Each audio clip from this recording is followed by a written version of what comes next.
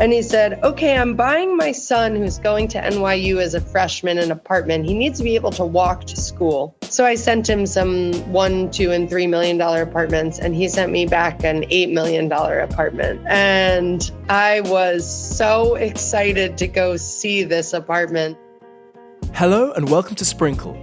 Today we're talking with Sydney Blumstein, who is a second-generation real estate agent working for a family dynasty that sits within the larger Corcoran Group, who are a famous firm working with luxury properties in New York. Sydney sees thousands of properties a year, absolutely loves the city, owns her own warehouse in Williamsburg, and has sold and rented over $400 million worth of property in her career. So she has plenty to say on the subject. Stories of her favourite properties, the biggest shocks and surprises, and what she sees for the future. And whether you're buying or selling, if you're in the market for anything luxury, whether it's private jets, a villa in Miami, or anything rare and special, head to sprinkle.com. You can browse our listings and start real conversations with verified buyers and sellers today. For now, on to our conversation with Sydney. It was clear to me very early on in our conversation that one of the reasons Sydney is so good at her job is that she absolutely loves everything to do with property, but also with New York. So I asked her how this love first began. My joke is that I got into real estate by accident, but it feels very predetermined. My mom started her real estate business in 1991 when my parents switched which parent was the stay-at-home parent. So my dad, who had been working in fashion, started to stay at home with us. My mom got into real estate and was so successful so quickly that my dad actually joined her as her assistant. Now they're co-owners of our team, although everyone knows my mom is the boss. And when I went to college, I studied history and wanted to be a teacher. And I graduated from college and pursued a lot of different interests. And my parents asked me to get my real estate license and said that I could live in their 2,500 square foot apartment in Greenwich Village with them for free as long as I wanted. And I could throw parties and have my friends over as long as I got my real estate license. So got my real estate license, showed and sold one apartment and made $10,000 and was like, this is amazing. I will totally do this. She then went off traveling before coming back to New York to dive into her new career. Promptly booked a trip around the world, came back a year later during the Great Recession when Lehman Brothers crashed, and slowly began to diversify my business. So built out our team's rental arm, strongly considered my love of renovation and restoration of particularly pre-war spaces in New York City. When the market crashed in 2008. It was the end of an era of very rapid construction of glass and steel buildings and a movement back towards restoring pre-war townhouses in Brooklyn, artist lofts in Soho. Just the energy of the market was changing and truly aligned with my interests. So that's when my career really got going. I worked with a lot of friends to buy their first homes in emerging parts of the city like Bushwick, Brooklyn, Jackson Heights, Queens, Harlem, even Staten Island, because interest rates were below 1%. And I was spending most of my time on the phone with their parents saying, this is an incredible opportunity in New York City real estate history, sold and rented many homes, and built myself a career that I'm now in the 20th year of. I asked Sydney why she thought her mum had been immediately so successful in the real estate business. My mom, Maris Blumstein, is a really intoxicating character. She is a loft pioneer herself. Her and my dad purchased their loft in Greenwich Village in 1975 for $30,000. And she's very self-confident and an extremely good listener. And she's extremely talented at communicating things back to people that they've already said to her. So someone will say to her, I want to purchase a home. And she will say, oh, this is so exciting that we're on the brink of your first home purchase. Every morning I get a text from her that says, you are fantastic. Today is going to be a huge success. So I can only imagine how wonderful and refreshing she was at that time in real estate. She's obsessed with birthdays, with celebration. She has such vision and such creativity. And she presents unlike most women. You know, she has changed her hair color many times. She always has big, bright red nails, and she's a commanding presence. And on top of that, she's extremely smart and extremely passionate about New York City. She's a New York or nowhere kind of gal. So Sydney also seemed inspired not only by property and renovation and helping people find their ideal home, but also the city itself. She clearly loves New York, and I was curious which parts of New York were her favorites. My favorite parts of the city keep changing, I think because New York is such an undulating and evolving place. When I first started in real estate, I was obsessed with this area along the L train called the Morgan Avenue L stop because it had the nightclubs and nightlife that my young 20s self was obsessed with. And it was these enormous warehouse spaces, and it was just such an excess of space. And many of the buildings had street art, and a lot of the living accommodations felt like Soho when I was growing up in the 80s. It was very artsy, unique, young, and colorful. And then more recently, I've really enjoyed, now that I'm in my young 40s, I love going to Soho and seeing the iterations of that neighborhood, which was Bushwick many years ago in its essence, and how the people who are not traditionally renovating are reimagining these historical spaces. And I really love learning new parts of New York. I've lived there my whole life, but I infrequently find myself on a street I've never walked on, and I'm just blown away. And the privilege of pulling up my phone and saying, oh, Bayard Street, what's for sale in this building? And ooh, look at the history of this, a former carriage house. You can tell I'm obsessed with pre-war. Having set the scene a little bit with how Sydney got into the business and what she loves about the city, I wanted to understand the nitty-gritty of the life cycle of a deal, how people come to her, why they come to her, and how long things take. So people arrive at their introduction with a real estate broker with varying forms of urgency. There's a joke in real estate, it's not that funny, but that the reason we get our clients is birth, death, divorce, debt, or marriage, because those are really the big change moments in people's lives. And there's a famous real estate broker who used to go to hospitals when babies were born and say to the parents, like, you probably need an extra bedroom, and hand out business cards. I would say that most people come to me in this market with high interest rates and are curious. They're exploring. They're open to the possibilities, want to know what they can afford. And recently I made a video about how in New York City, the first step is always compromise, even for the ultra wealthy, because you may find the perfect apartment with views of Central Park, but some buildings have monthlies that are $10,000 a month, and some buildings have monthlies that are $50,000 a month. And there are so many different intricacies that we have to unpack and explore that really factor into the bottom line of what you're spending. So generally, it's an introductory phone call.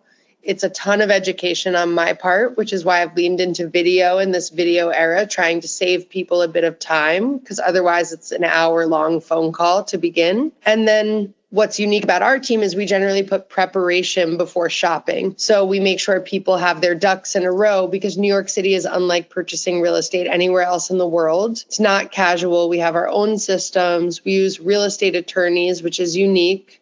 The real estate brokers don't draw up the contracts. We then talked a little bit more about this nitty-gritty and how long it can take and the legal process, but first, Sydney's favourite part of her work, which is shopping for properties. And then the best part is shopping for a home, the walking around, the seeing the spaces, the seeing the finishes, the views, the history, whatever we're encountering.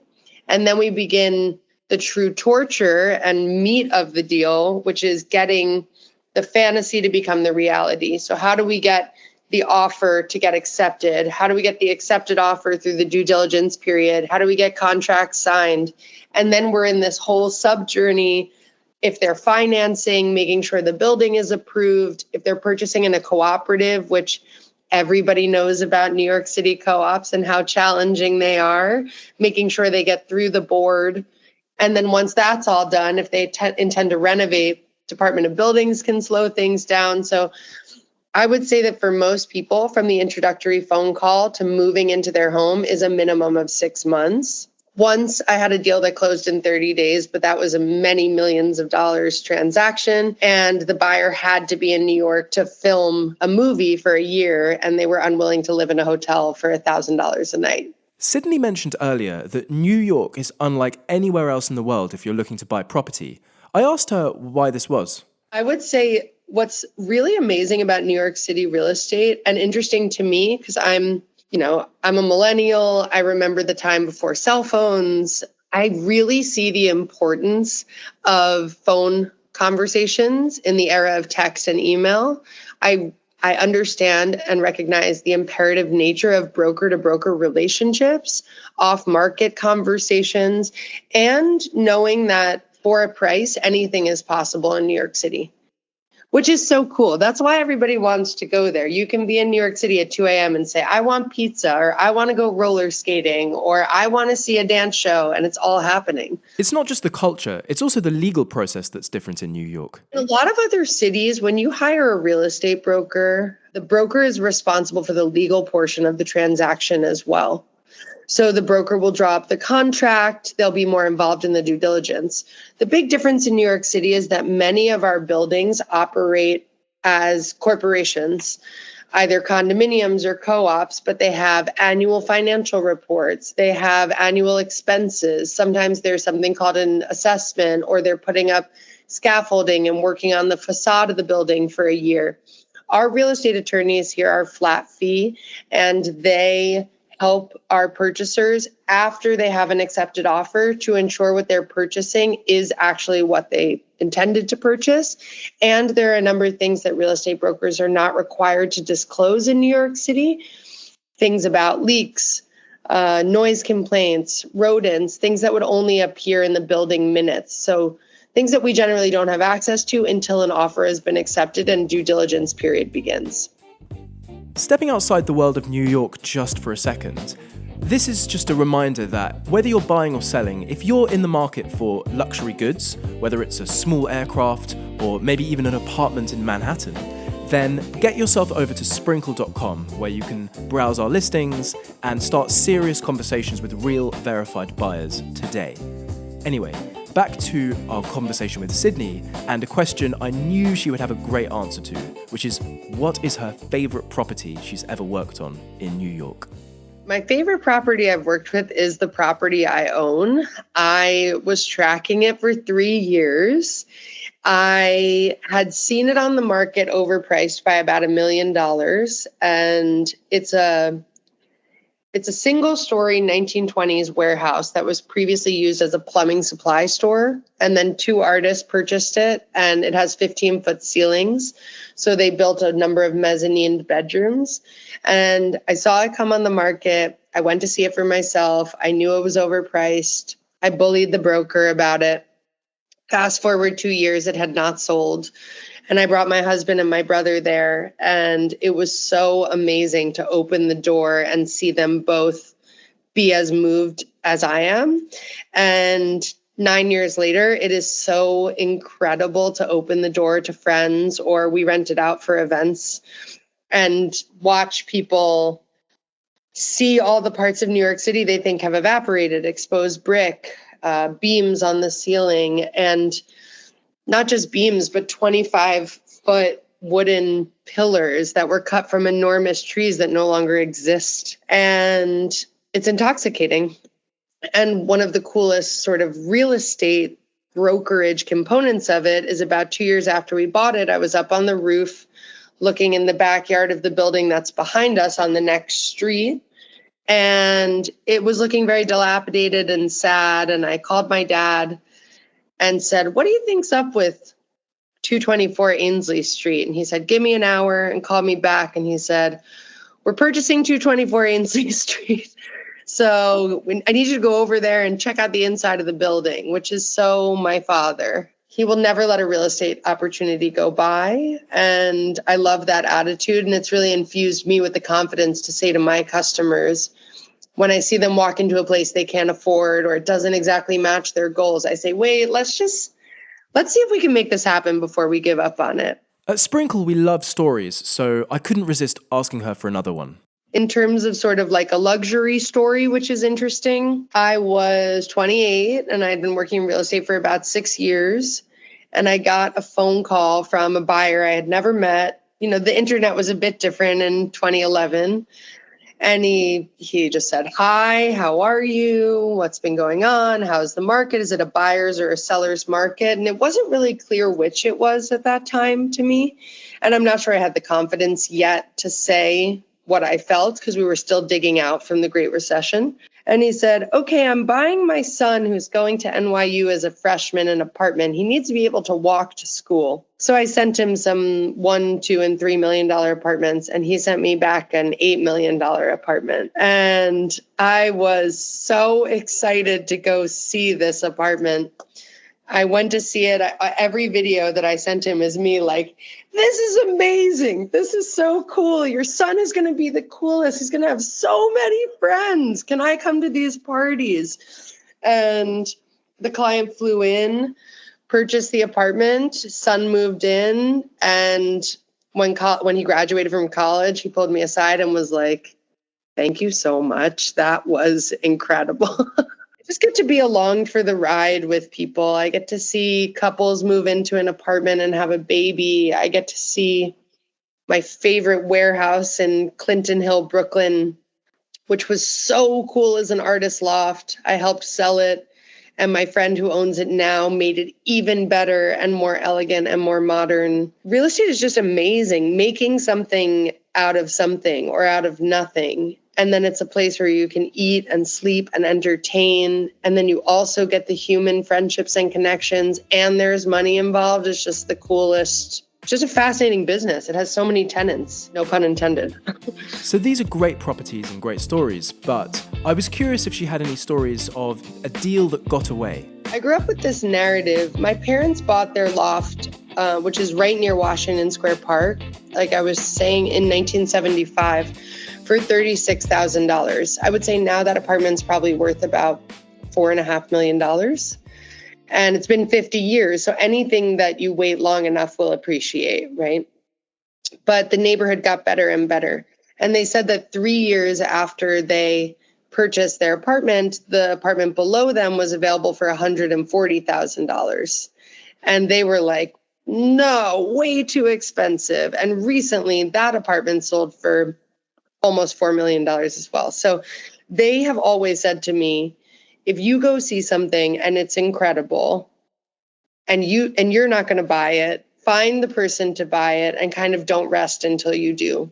So one of my big talents as a real estate broker is digging through I always want to say Rolodex, but that's not a thing anymore, my contacts, and see if there's someone I can sort of match make with a space. And the one that got away was actually a home I wanted to buy, which was the first. I'm obsessed with warehouses.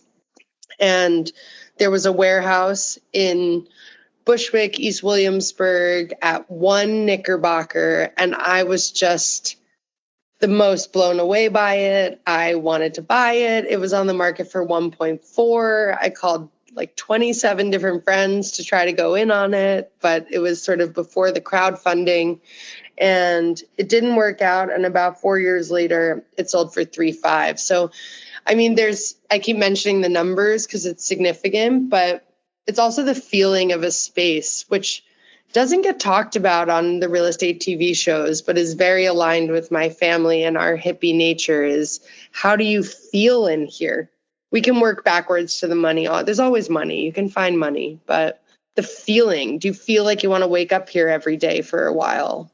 With all of our guests on Sprinkle, there's a question I'm always curious about, how much they actually enjoy the numbers and business and negotiation side of their job. Because some people are motivated by the subject matter and their love of aircraft or property or whatever it is, but others are really also driven by this numbers game. So where was Sydney with this? I love a negotiation. The reason I just paused is I don't love the focus now on how much a broker is being paid. I don't love having to make my buyers agree to a fee for service before we go out. That's a new iteration, which doesn't feel great. And it can be very challenging when you sit down with a seller who's your friend and you say, Listen, it's very clear this home is worth 2.2 million. Here's the proof.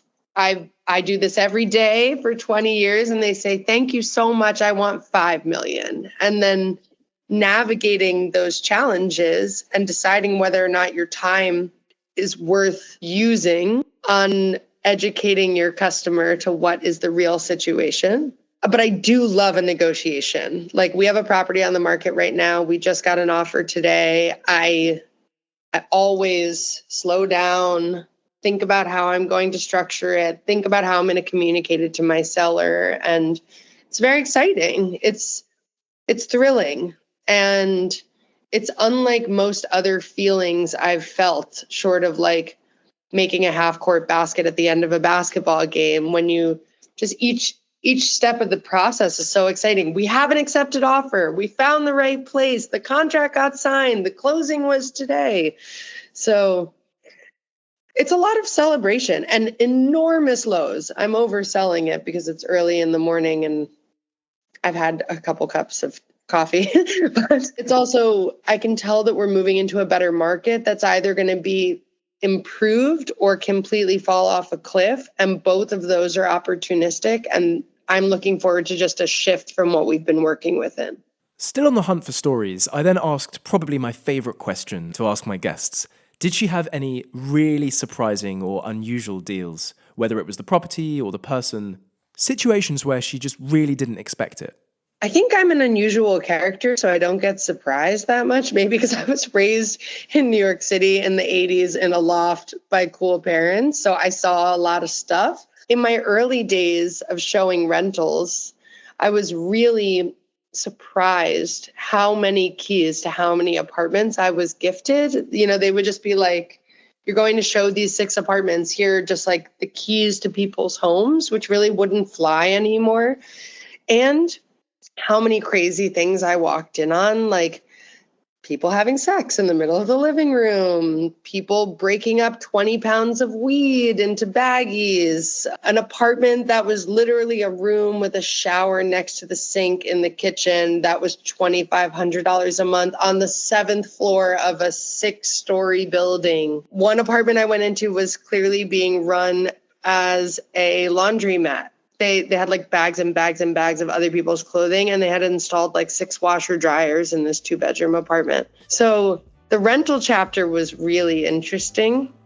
More generally, the thing that Sydney finds most surprising about her work and the property industry in New York is the pretty old-fashioned way that other agents approach showing people around properties.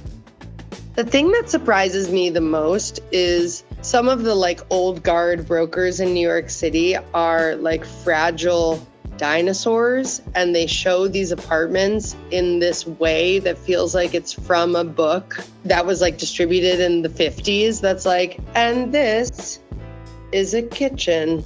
This is a refrigerator.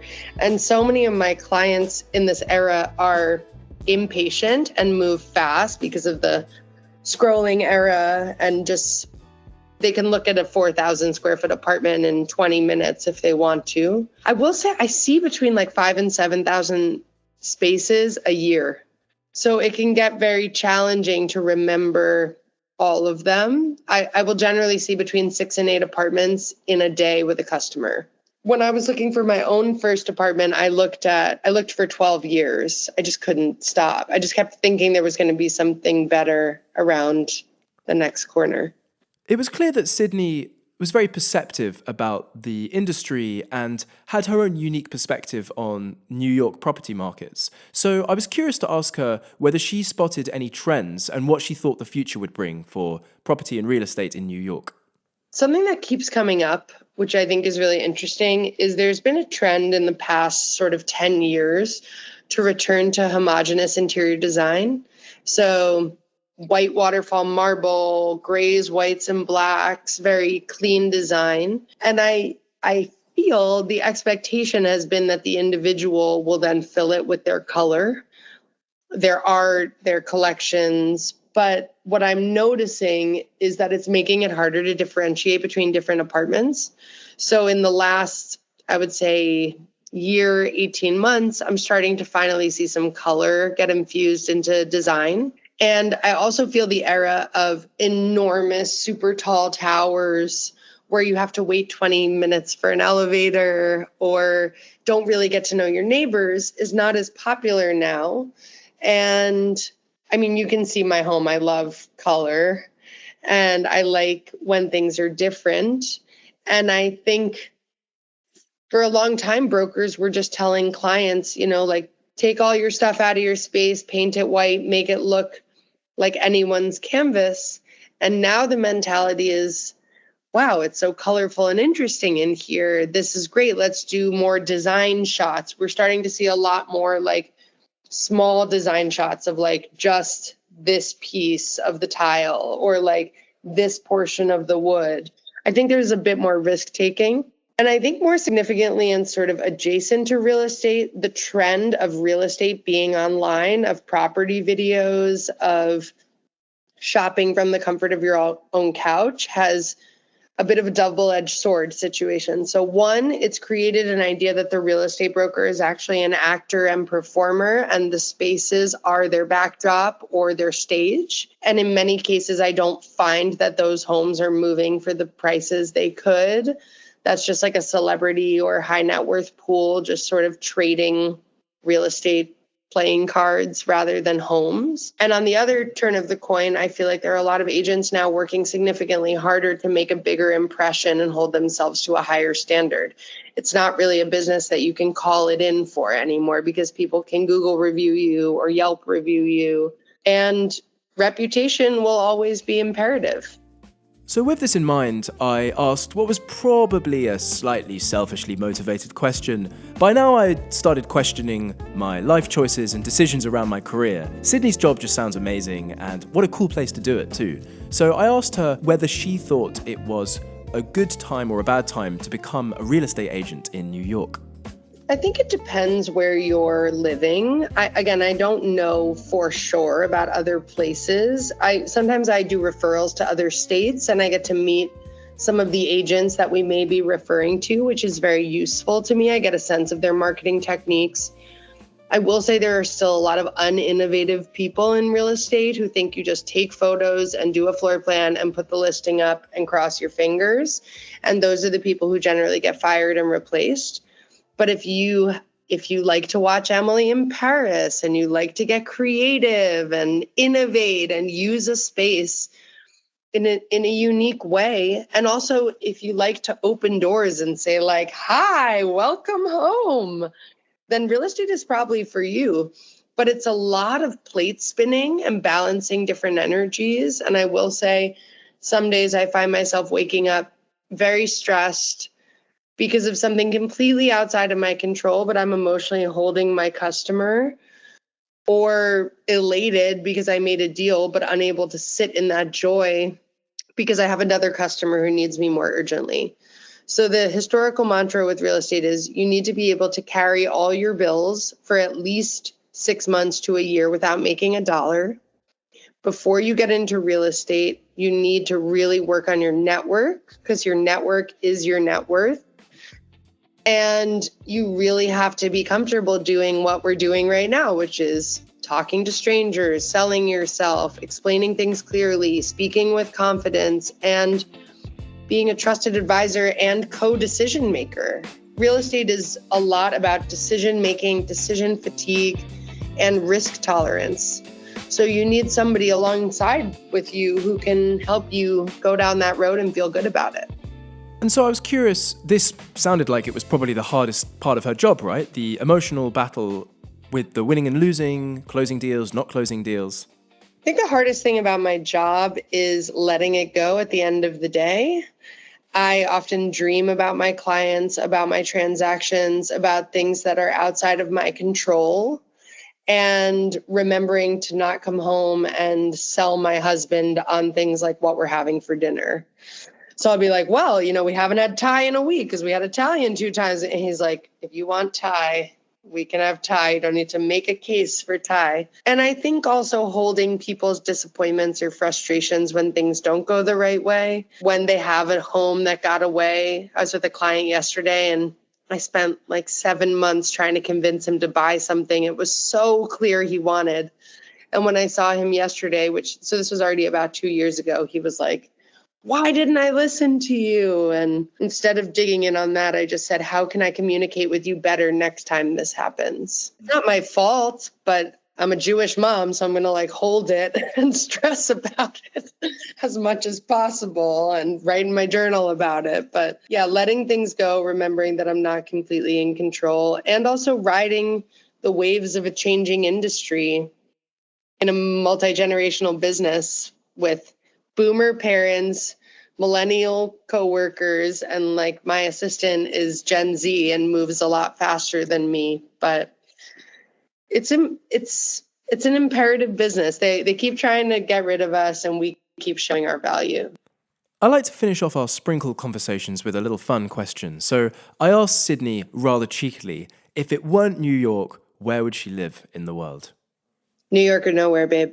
No, I'm just kidding. I would love to live in a hacienda on a beach in Mexico with joy. But I'm so lucky to work in a business that is generally not respected. I once heard it's stockbrokers, real estate brokers, used car salesmen, and the most respected business is firemen. And because of what my parents spent 30 years building, I get the golden doorway. Every time I come in, people expect that they're dealing with a good agent. My customers get more preferential scheduling, and it's forced me to be a better version of myself in business, which I'm really grateful for. I got to travel the world in my young 20s because of that first deal and see so many different places. And I fell in love with Sydney, Australia, and I love every single thing about Mexico. I would live anywhere in Mexico. But my husband is a native New Yorker and I'm a native New Yorker. And even though that means something different now, the independence infused in us, the ability to use our feet to move around, to experience different cultures without ever getting on an airplane. Any culture of the world has an enclave in the 5 boroughs of New York City. It's an unrivaled privilege. A huge thank you again to Sydney Blumstein for giving up her time to talk to us at Sprinkle. She sees something like 6,000 properties a year, so it was really great to sit down and chat with her and listen to all of her wisdom and stories. So just a final reminder that if you're in the market for luxury goods, whether you're buying or selling, make sure you head over to sprinkle.com and browse our listings. You can open up serious conversations with real verified buyers. And for now, thank you again for listening to this conversation with Sydney Blumstein on sprinkle.com.